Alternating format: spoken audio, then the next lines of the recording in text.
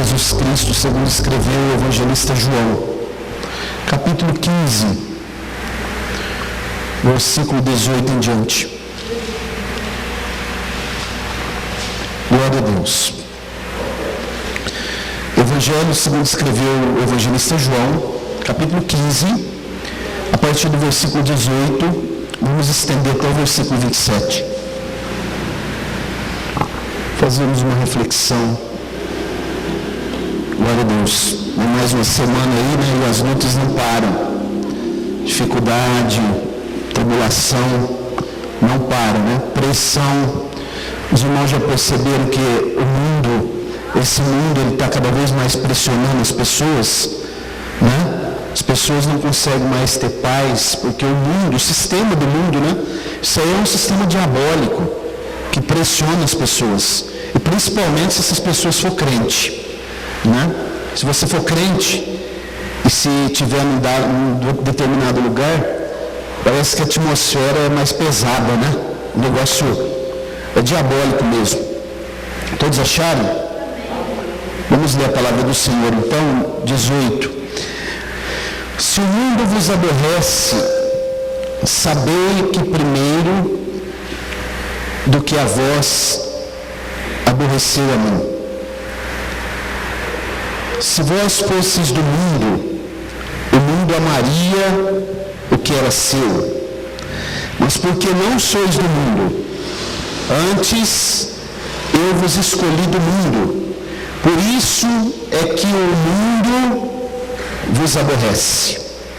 Lembrai-vos da palavra que vos disse: não é o servo maior do que o seu Senhor. Se a mim me perseguiram, também vos perseguirão a vós. Se guardaram a minha palavra, também guardarão a vossa. Mas tudo isso vos farão por causa do meu nome, porque não conhecem aquele que me enviou. Prestem bem atenção nessa leitura. 22. Se eu não viera, nem lhes houvesse falado, não teriam pecado. Mas agora não tem desculpa do seu pecado. Aquele que me aborrece, aborrece a meu Pai. Se eu entre eles não fizesse tais obras, quais nenhum outro tem feito, não teria pecado. Mas agora viram-nas e me aborreceram a mim e a meu Pai. Mas isto é para que se cumpra a palavra que está escrita na sua lei. Aborreceram-me sem causa. Mas quando vier o Consolador, que eu, da parte do Pai, vos hei de me enviar, aquele Espírito de verdade, que procede do Pai, ele testificará de mim. E vós também testificareis, pois estivestes comigo desde o princípio. Vamos dizer amém? Olha, irmãos, essa palavra aqui que nós acabamos de ler. Vocês prestaram bem atenção no que está escrito aqui, nessa palavra? Porque nós lemos a Bíblia, às vezes, e às vezes até lemos partes da Bíblia, ou podemos ler um capítulo inteiro da Bíblia, mas se eu ler a Bíblia corrida e depois eu voltar de novo, e tornar a ler de novo, e ler várias vezes, sempre vai ter alguma coisa aqui no texto que eu não percebi. E talvez você já leu esse texto aqui várias vezes, leitores da Bíblia. Mas o que Jesus está ensinando aqui nesse texto, com muita propriedade, com muita ênfase para os seus discípulos, é exatamente o preço que deve ser pago pelo discípulo de Jesus. É o preço do discipulado. Quando a gente lê os textos, os manuscritos, né? Ou as cópias dos manuscritos originais, a palavra discípulo, ela aparece matetes. Essa é a palavra discípulos, grego, né? Significa o quê? Ela traz a ideia de alguém que senta numa cadeira e ouve aquilo que está sendo ensinado, e ela vai absorvendo aquilo que está sendo ensinado, depois ela levanta dali e ela sai e ela começa a praticar literalmente aquilo que foi ensinado. Por isso que eu tenho aquela palavra que eu falo sempre: quem não senta para aprender não pode se levantar para ensinar. Então Jesus aqui, ele está falando para os seus discípulos, ele está trazendo um ensino a partir do versículo 1 sobre a videira, mostrando que a videira é eles. O irmão já conhece isso daí, a videira verdadeira, mostrando que eles devem dar frutos. E aqui agora ele vai dar uma explicação para eles, que é para nós também nessa noite, o porquê, irmãos, nós sofremos tanto e o porquê que o mundo aí fora nos odeia. Então isso aqui para nós agora já acende uma luzinha amarela. Eu vou fazer uma pergunta para todos nós aqui, né? Sempre lembrando na terceira pessoa, porque a palavra é para mim também. Como que o mundo aí fora tem te tratado? Já parou para pensar? Você tem sido bem tratado pelo mundo? Vamos responder para nós mesmos aqui agora. Se você tem sido tratado bem pelo mundo, e o mundo tem te trazido assim como um grande amigo, eu tenho uma notícia para te dar. Você não é discípulo de Jesus. Viu? Não é discípulo de Jesus. Você pode ser um frequentador de igreja, você pode ser alguém que lê a Bíblia, que canta hinos, que talvez toca até um instrumento, mas você não é um discípulo de Jesus. Agora, se o mundo tem te pressionado, se o mundo tem te colocado em situações difíceis, se o mundo tem te questionado 24 horas por dia, se o mundo tem zombado da tua fé, o mundo que eu estou falando é as pessoas, irmãos. Se o mundo tem te trazido situações desconfortáveis, significa que você é um discípulo. Talvez ainda não está preparado, não tem a maturidade necessária, mas é um discípulo. Se é um discípulo, significa que está disposto a sentar e a ouvir o Mestre, Jesus, e colocar em prática aquilo que ele tem para nos ensinar. Porque nós somos discípulos dele. Ele está dizendo assim: olha, se o mundo aborrece vocês, sabe por que ele aborrece? Porque antes de aborrecer vocês, o mundo já me aborreceu. Porque eu sou o Mestre, eu sou o Senhor, é eu que ensino vocês. O que vocês entendem e aprendem e estão praticando é a lição que eu tenho ensinado vocês. É por isso que o mundo Por que será que o mundo me odeia, hein? Por que será que as coisas são tão difíceis para mim? Às vezes nós falamos isso. Olha, aqui é um outro texto, eu não lembro onde está aqui agora, mas Jesus vai dizer assim, ai de vós, quando todos os homens vos apoiarem. Então, Júlio, se alguém lá onde você trabalha, né? Alguém não, se o sistema lá onde você trabalha, ou onde você vai, qualquer lugar, está te pressionando, está te deixando desconfortável, situação difícil, todos nós que estamos aqui, significa que alguma coisa está nos ensinando. Nós somos discípulos de Jesus, e eles estão percebendo em nós, eles estão vendo alguma coisa em nós que está na contramão daquilo que eles entendem, que é aquilo que eles pensam, e isso incomoda eles. Então, eles vai nos questionar, vai nos trazer dificuldades, porque o que a gente tem visto aí é que as pessoas não estão tendo essa dificuldade. Na grande maioria, não vou colocar porque nós entendemos, nós sabemos que a igreja do Senhor, ela tem sempre o seu remanescente. Em qualquer lugar, irmãos, que você for, pode ter certeza do que eu estou falando aqui, como você está vendo essa luz. Há um povo naquele lugar que teme a Deus, qualquer lugar. Pode ir em qualquer lugar que você for. Ah, não, mas não tem, sempre tem. Tem um povo remanescente de Deus, em qualquer lugar. Nesse momento, em vários lugares reunidos, existem aqueles que não são discípulos de Jesus, que estão favorecidos pelo mundo, estão agradando o mundo e sendo agradados por ele. Mas tem aqueles que estão sendo pressionados pelo mundo. Mas pode ser que eles estejam num lugar, pastor Mauro, que lá está totalmente na contramão do Evangelho, mas Deus há de criar uma situação tirá-los de lá, irmãos, porque eu sei que Deus faz isso, e Deus colocará eles num lugar onde eles terão oportunidade de aprender como ela é revelada e praticar, porque eles são discípulos. Ainda não chegaram próximo de Jesus, porque não tiveram oportunidade, mas Jesus trará. É só você ler o capítulo 10 de João mesmo, que tem um texto interessante no capítulo 10, quando ele fala dos falsos mestres, dos falsos ensinadores. Eu não sei qual que é o versículo, se alguém achar aí, me ajuda. O versículo 15. Vou ler o 14 também, preste atenção, ó. Eu sou o bom pastor, e conheço de quem as ovelhas? E das minhas ovelhas sou conhecido. Olha aqui, irmãos, observe.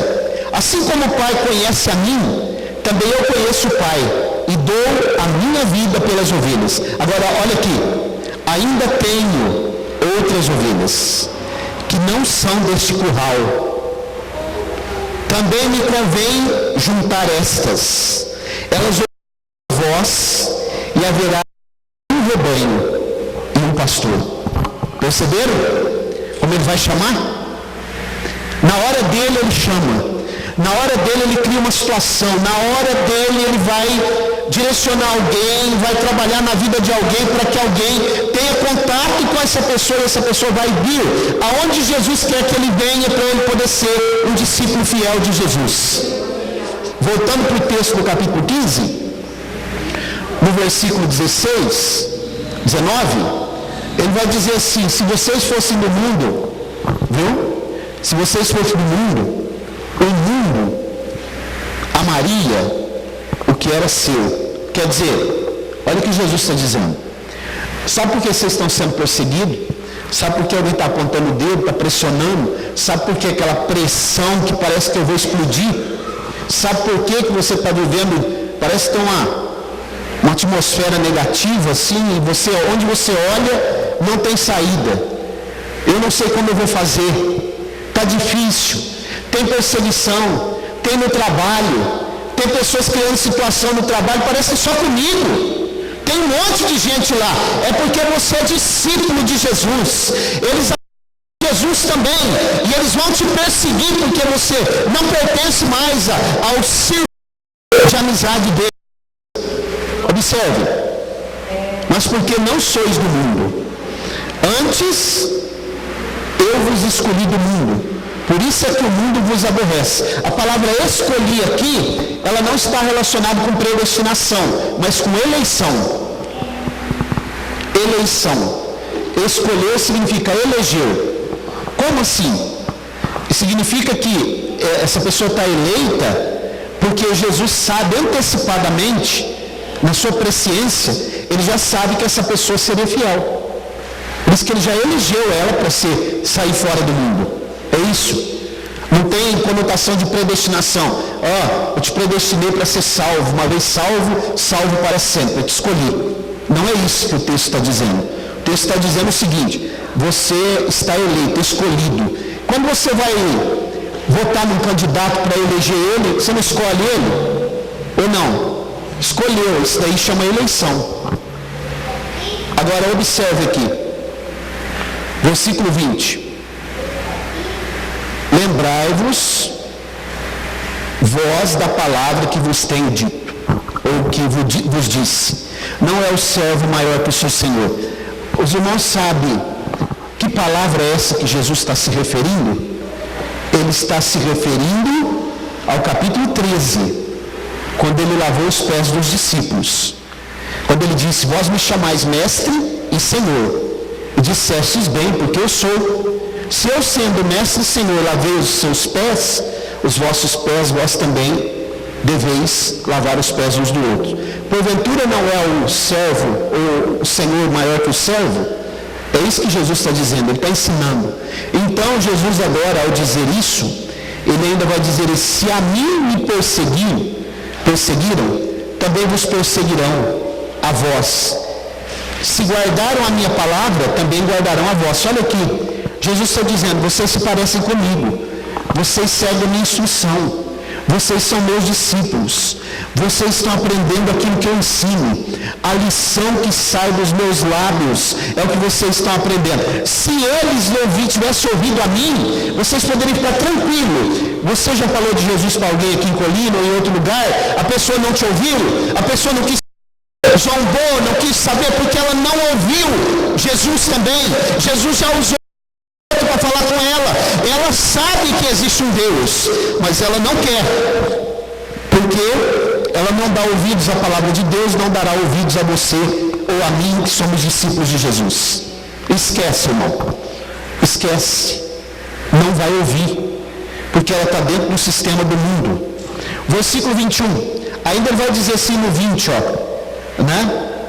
Se eles guardassem a minha palavra, eles também guardariam a de vocês, porque é a mesma. Se tem alguém pregando uma palavra, irmão, diferente da palavra de Jesus, mais uma característica, não é discípulo.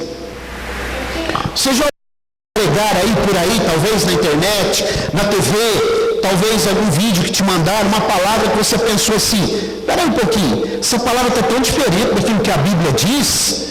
Significa que não é discípulo de Jesus, não é a mensagem do Evangelho, não é a mensagem cristocêntrica que sai do Cristo, não é, irmãos, pode esquecer.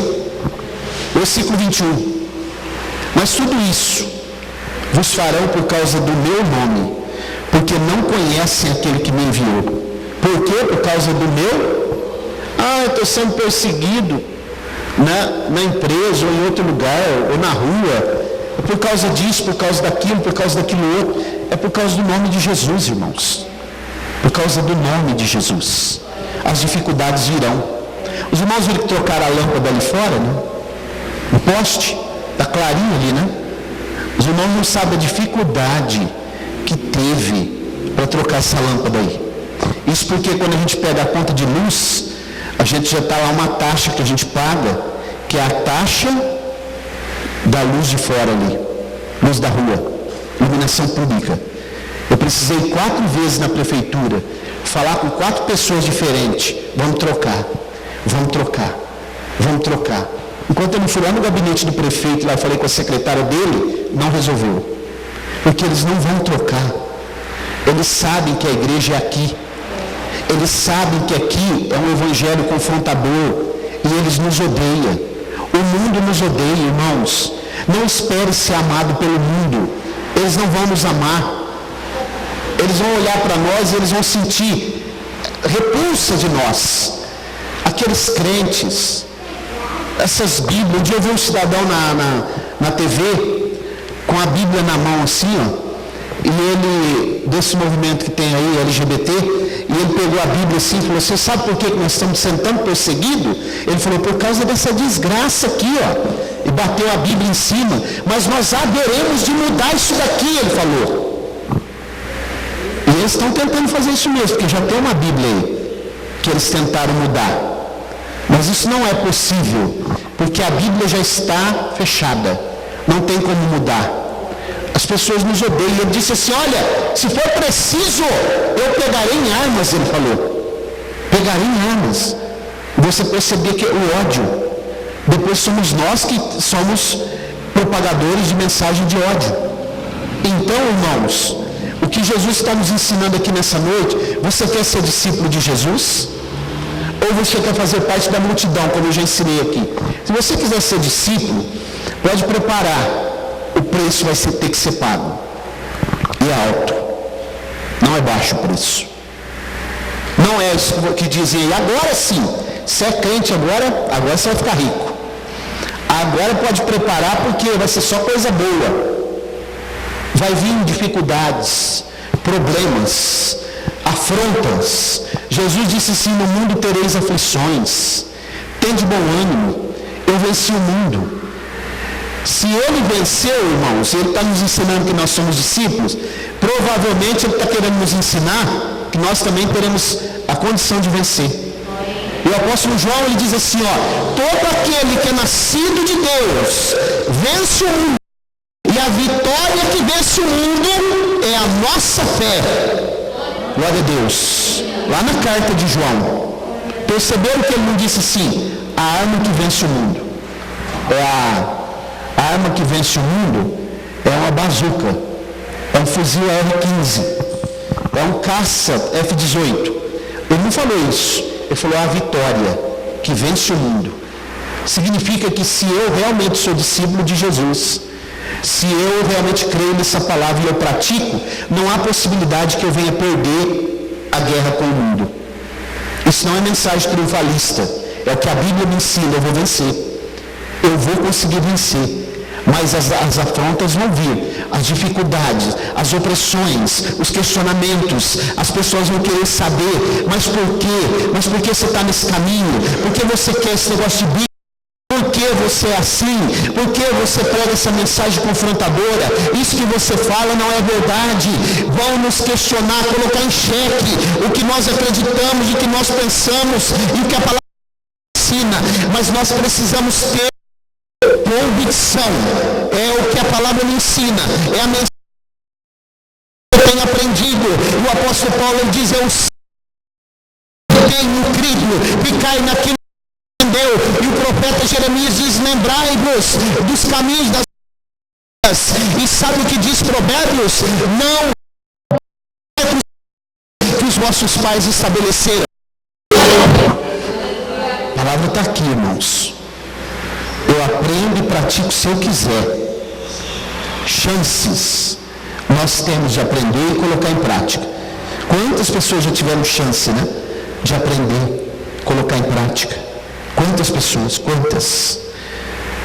Glória a Deus. Essa semana um irmão me pediu um estudo, um irmão de fora daqui, ele é pregador, ele pediu um estudo para mim, aí eu falei para ele, vou mandar aqui algumas coisas para você. Aí eu mandei, ele falou assim, pastor, isso aqui precisa de horas debruçado. Eu nem imaginava isso. Mas você não prega a palavra? Eu prego, pastor. Mas eu nunca imaginei isso aqui precisa de horas. Precisa ter energia, motivação para estudar isso daqui, porque senão a gente não vai conseguir entender esse assunto. Esse assunto eu jamais imaginava. Quantas horas o senhor gastou com esse assunto? Falei para ele, no mínimo 8 horas. Cada tópico. Porque precisa ter motivação para aprender, para ser discípulo. E cada vez que nós começamos a praticar, as pessoas vão nos chamar de doidos. Viu? Doido. Você está lembrado, Danilo, do seminário que você foi comigo? Lá em Bebedouro? O que o irmão falou lá? Quando nós estávamos ensinando sobre a escatologia, ele fez assim, ô pastor, se a gente for praticar isso aí que o senhor está ensinando, nós vamos ser chamados de doido. Eu falei, não, irmão, mas é que o senhor não entendeu, que o senhor faltou ontem. O senhor não veio ontem, não. Aí ele baixou a cabeça, né? Irmãos, ser discípulo de Jesus implica em muito mais do que vir à igreja. Muito mais do que passar a semana, ler um capítulo da Bíblia. Nós temos que estar ligado 24 horas, fazendo o nosso trabalho lá, os irmãos que trabalham, muito mais do que eu, trabalhando lá e pensando. Eu estou ligado porque a qualquer momento Jesus pode voltar. Se Ele me pegar distraído, eu posso ficar. E se eu ficar aqui, eu passarei pela grande tribulação. Não deixa nada roubar a tua atenção. Esteja ligado, atento, vigilante. As lutas, no meio da luta, cante um hino de louvor e fique focado, ligado a qualquer momento. Jesus sempre falava assim, acautelai-vos, atentai, olhai e orai, vigiai e orai, olhar, atento, fica prestando atenção no movimento. Tem uma frase, tem um adesivo que eu vi no carro, que eu achei muito interessante, está escrito assim, se em caso de arrebatamento, esse carro ficará desgovernado, e é isso que vai acontecer, no momento da vinda de Jesus, quando Ele a sua igreja, carros e aviões e trens desgovernados, sem comando, empresas sem comando, maquinários sem comando, que Ele virá buscar o seu povo. Vai chegar o momento, e já está perto, essas outras ovelhas que estão nas seitas, que estão perdidas, que fazem parte, entrará e colocará, prega uma palavra,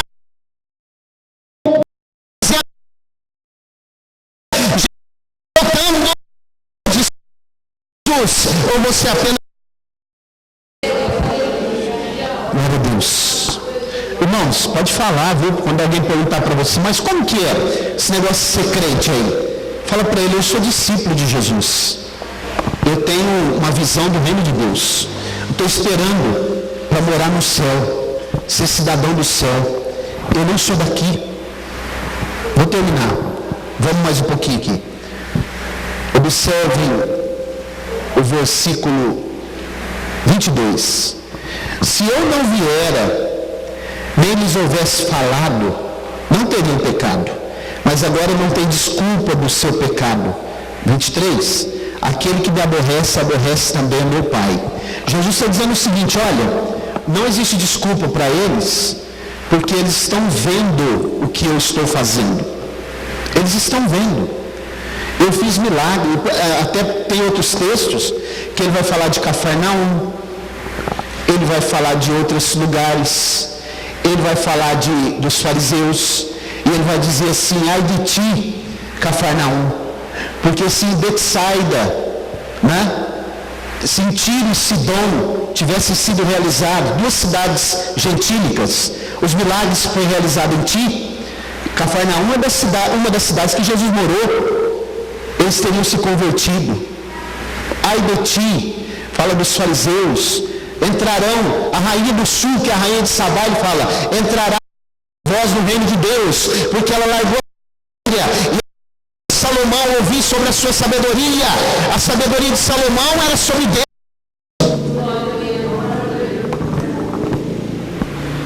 Não há desculpas, não haverá desculpas, são indesculpáveis.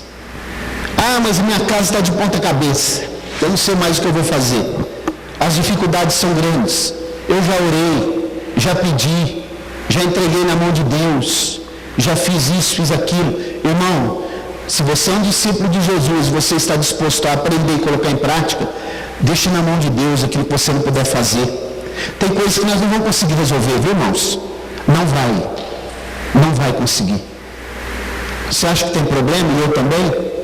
Tem uma irmã que vocês não conhecem, nós conhecemos, eu conheço ela de vista, ela mora lá em Buritizal, eu já fui lá na igreja pregar umas 3 ou 4 vezes. Essa irmã, essa semana, ela foi detectada com câncer na mama, ela está grávida de 4 meses, e ela não pode fazer tratamento, não pode fazer exame, por causa da gravidez, e o médico falou para a família, chamou a família e falou assim, ó, o estado dela é grave, o câncer está extremamente avançado. Nós não sabemos, vamos juntar aqui e ver o que nós vamos fazer, porque não há o que ser feito. Os irmãos estão pedindo misericórdia lá, a família, para orar. O pastor Fábio falou, ora pastor Mauro, porque nós não sabemos o que fazer. Então, irmãos, tem coisas que nós não vamos conseguir fazer. Foge do nosso controle, sai da nossa capacidade, é só Ele. E se nós não tivermos Ele, o que nós faremos?